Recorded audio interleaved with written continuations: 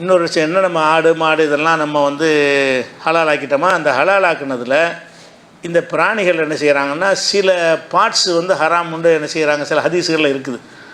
இதை அந்த ஆடை சாப்பிட்லாம், அதில் வந்து அந்த ஆட்டு விதையை சாப்பிடக்கூடாது, ஆட்டுடைய கிட்னியை சாப்பிடக்கூடாது அப்படிங்கிற மாதிரி எல்லாம் ஒரு மார்க்க அறிஞர்கள் பரவலாகவும் சொல்கிறாங்க.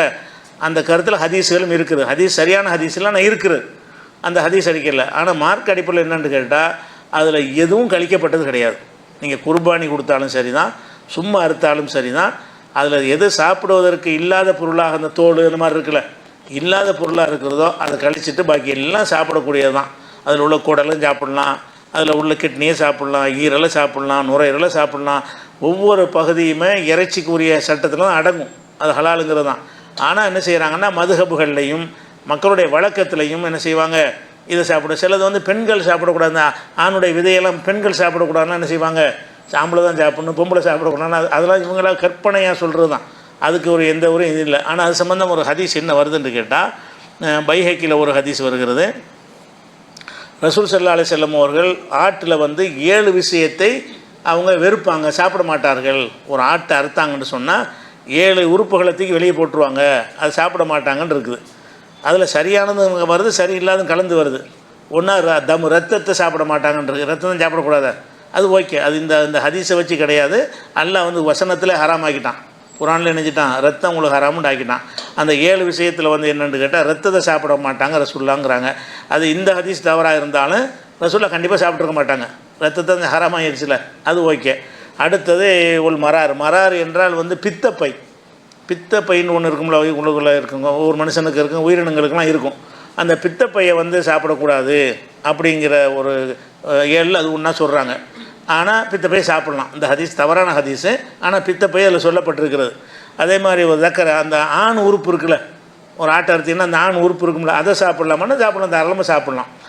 ஒரு உன்சையேனி அந்த விதை இருக்கும்ல, ஆணுடைய விதை கிடாய்க்கு இருக்கும்ல, அந்த விதையை சாப்பிட்லாமான்னு கேட்டால் அதை சாப்பிட்லாம்.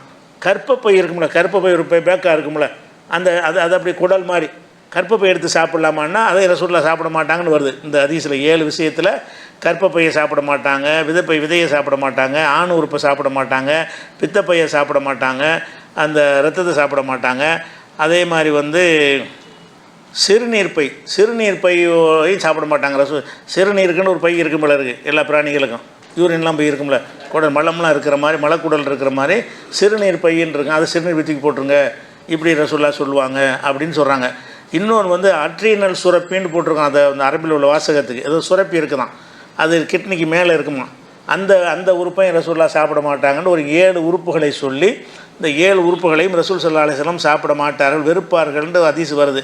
இந்த பைஹக்கியில் வரக்கூடிய இந்த ஹதீஸை வைத்து கொண்டு அதிகமான மதுஹபுகளில் இதெல்லாம் சாப்பிடக்கூடாதுன்னு சொல்லி வச்சுருக்கிறாங்க. மதுஹபில் அஜர்த்துமாருடைய பயான்கள்லையும் என்ன செய்வாங்க, இதுகள்லாம் சாப்பிடக்கூடாதும்பாங்க. ஆனால் எதுவுமே சாப்பிடத்தகாது கிடையாது. இந்த ஹதீஸை பொறுத்த வரைக்கும் இதை முதல்ல 2 குறைபாடுகள் இருக்கிறது. ஒன்றாவது, இதை வந்து முஜாஹித் என்பவர் அறிவிக்கிறார், இவர் வந்து சஹாபி கிடையாது. முஜாஹித் ரசூலுல்லாஹ் சொன்னதாக ஒரு சொல்வதாக இருந்தால் அவர் சஹாபியாக இருக்கணும், அவர் யார்கிட்ட கேட்டார்னு சொல்ல மாட்டேங்கிறாரு. இவர் ரசூலுல்லாஹ் காலத்துக்கும் சஹாபா காலத்துக்கு பிந்தினாள், சஹாபியாக இல்லாமல் தாபியன்கள் காலத்தில் வரக்கூடிய ஒரு ஆள் தான் என்ன செய்கிறாரு, ரசூலுல்லாஹ் இந்த 7 வெறுப்பார்கள்னு சொல்கிறாரு. இந்த 7 வெறுப்பார்கள்ங்கிறத இவர் அறிய முடியாது. இவர் என்ன சொன்னால் தான் நம்ம ஏற்றுக்குருவோம், இந்த சஹாபி அதை சொன்னாங்கன்னு அவர் சொல்லணும். இந்த நபி தோழரை நேரடி ஐவிட்னஸ் இருக்கணும்ல, ஐவிட்னஸாக இருக்கிற ஒரு சஹாபி இதை ரிப்போர்ட் பண்ணால் தான் நம்ம ஏற்றுக்குருவோம். அப்போ சஹாபி பேர் இல்லாமல் முதல் அறிவிப்பாளராகவே யார் வர்றாருன்னா முஜாஹிதுன்னு வர்றார், இவர் சஹாபி இல்லை.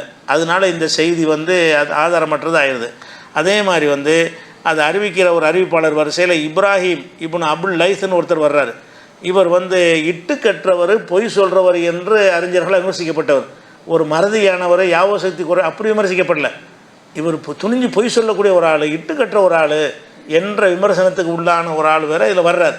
அப்போ இந்த 2 பலவீனம் இருக்கிறதுனால இந்த செய்தி வந்து ஒரு ஆத்தன்டிக்கான செய்தியாக வராது. அதே மாதிரி இதே செய்தி வந்து இன்னொரு அதே தபுரானியில் வருகிறது. இதே 7 விஷயத்தை சொல்லி அதை யார் அறிவிக்கிறார்னு கேட்டால் அப்துர் ரஹ்மான் பின் ஜெயித் பின் அஸ்லம் என்பவர் அறிவிக்கிறார். இந்த அப்துர் ரஹ்மான் பின் ஜெயித் பின் அஸ்லம் தன் தந்தை வழியாக தான் அதை அறிவிக்கிறார்.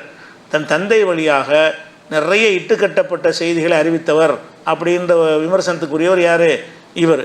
இவர் தான் நிறைய இந்த ஆதம் அலைஹிஸ்ஸலாம் அந்த சொர்க்கத்தில் எழுதப்பட்டிருந்துச்சு, ஆதமுடைய பொருட்டால் ரசூலுல்லாஹ் மன்னிப்பு கேட்டாங்கன்னா இருக்கிற அதையெல்லாம் அறிவிக்கிற இவர் தான்.